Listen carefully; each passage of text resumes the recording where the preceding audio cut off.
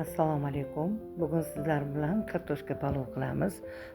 Buning uchun yog' solamiz qozonga va piyozni qovurganimizdan keyin qizartirib, uning ustidan go'sht solamiz va go'sht ustidan ziravorlarni solib, bundan keyin ozgina sabzingiz bo'lsa, 4-5 ta sabzi bo'lsa, sabzini solamiz va ustidan suv solib qaynab chiqqandan keyin pasaytirib qo'yamiz va buni kartoshka palovini damlashdan oldin kartoshkalarni solib ovqatga va guruchini solib 20 minut damlab qo'yamiz.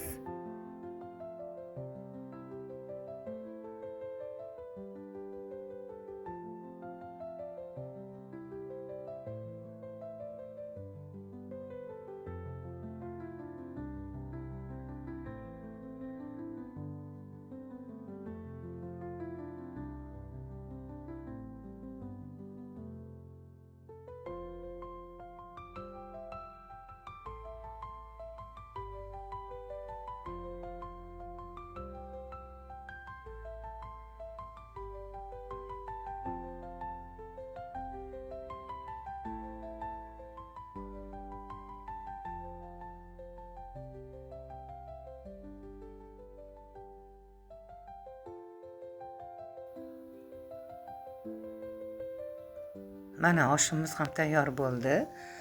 Uni yaxshilab aylantirib olamiz, xuddi oshga o'xshatib va keyin dasturxonga tortamiz. Yoniga xohlagan salatlaringizni tayyorlashingiz mumkin.